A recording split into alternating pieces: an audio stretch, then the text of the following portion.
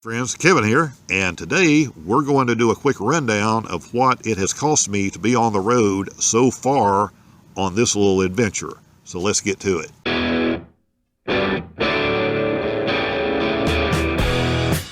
Okay, cost so far. The idiot windshield wiper thing that broke was one of those 3-cent parts that, of course, you pay $8 for. Propane, I've been in an area that's been cold. That particular rig, it's a 10-gallon propane tank that's built into it. Filling it to 80%, you're only putting 8 gallons of propane in there at a time. have used about a gallon a day when I've needed to run the propane heater and things at night. I probably did a little bit more than that, maybe 1 to 2 gallons on the really cold nights. But again, we were 15, 16 degrees and sitting right on the lake, and this wind just cutting through here. So with the wind chill factor, I'd say we were probably down to 5 to 8 degrees realistically. In the 12 days I've been out here, I have probably spent about $12 in propane. I am about 6 hours from home at this point to come down here to this area, and there's been several trips out of here, so I have 450 miles, let's say, that we're into this trip so far. That's going to be pretty close. And I'm in a rig that gets about 12 miles a gallon overall. So you can do the math on that too. That's going to be about 35 gallons of gas. Fuel is running about $2 to $2.20 right now. It's been pretty cheap in this area. So I have $70, $80 in fuel cost at this point in this trip. Food is going to be a personal thing. I haven't really been eating out. I've run in McDonald's and grabbed a tea a couple times and a $1 biscuit, but for the most part I've been cooking in here. We're doing things, eating fine on the road, not living on beanie weenies, but you know, it's just not that expensive. It's not that expensive to cook, you know, and one person, you end up with things sometimes you have leftovers that you can do a couple of times in a row. So off the top of my head, I may have spent $50, $60 total in food. You know, over the course of 12 days, that's only averaging out to about $5 a day, so really no big deal. Now, you know, if you're running out to Applebee's and Red Lobster every other day, you're going to shoot that food budget to the moon. Camping fees. Land between the lakes, you can get a 3-day pass for $7. They have paid campgrounds here. There are dozens of campgrounds around here, but some of them are free. The free ones generally have a picnic table. They have a fire pit. They may have a vault toilet. This one does. You aren't going to have shower facilities. You aren't going to have electrical hookups, anything like that, but I don't need that in this rig. So my camping costs for these 12 days or whatever I've been here have been virtually zero. Now, to factor that in, I didn't do the 3-day pass. I've tried twice to go buy the annual pass, and because the season really hasn't started yet, they don't have the right thing transferred from one computer to another to be able to take my money and print me one out. But the annual pass here is $30. So you can do land between the lakes for a year for $30 and come here and camp in the free places all you want to. Now, are these places going to fill up more through the year? Yeah. Would I want to be down here on the 4th of July or Labor Day? No. I'll go find somewhere else to be, you know, because I don't want to fight the mass crowds. But if you're not dealing around holidays, weekdays generally aren't a problem in any kind of place like this. They may get busier on the weekend.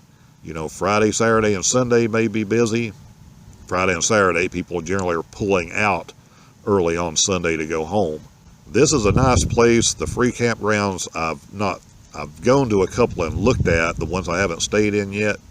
There's nothing wrong with any of them. Most of them have good roads. A couple of them have, it's a little iffy to get back into, but most of them have good roads once you figure out which ones are. And you're only 4 miles from a paid campground here that's still part of this system. So you can go over there and use some of their services. You can go over there and take a shower for $2. A nice hot shower as long as you want.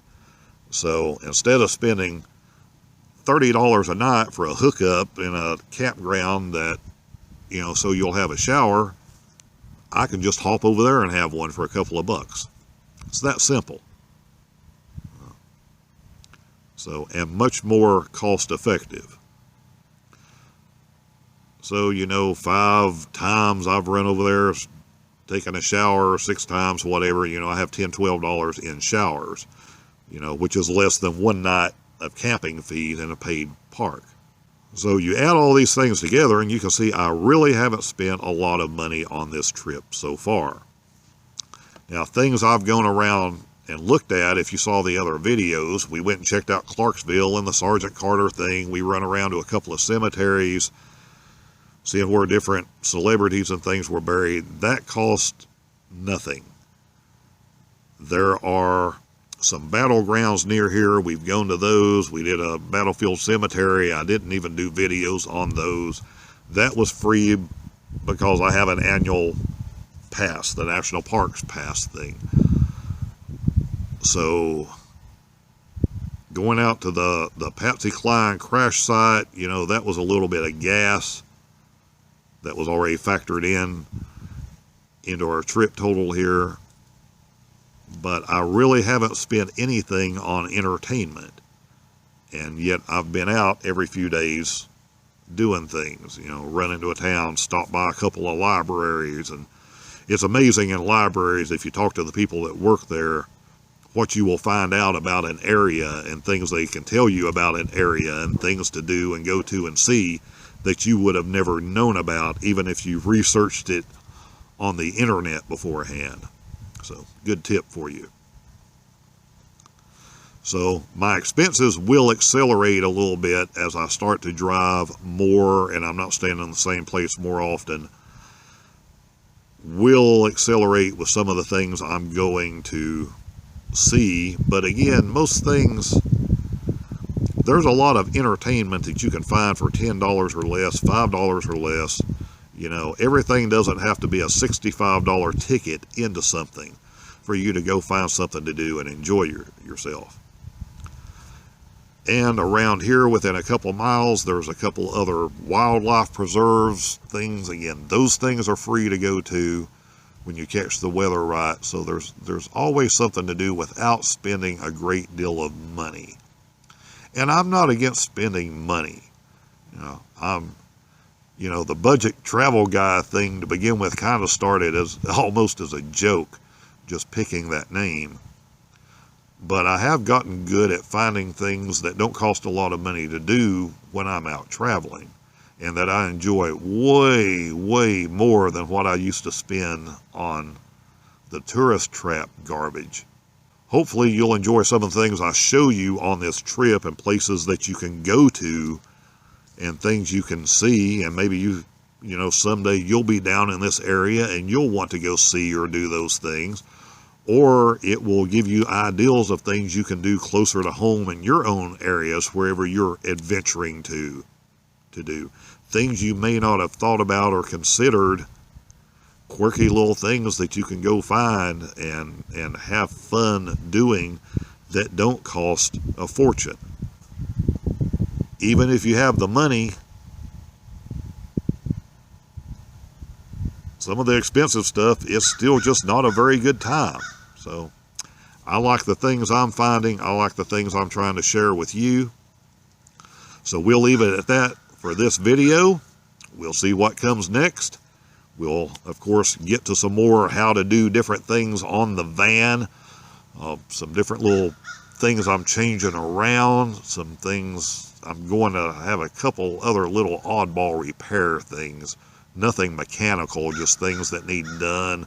I brought the stuff with me, so I'll do those on the road at some point. You'll see how those things are done. So A lot of things coming up. Hope you stay with us. Hope you enjoy us. We'll see you next time.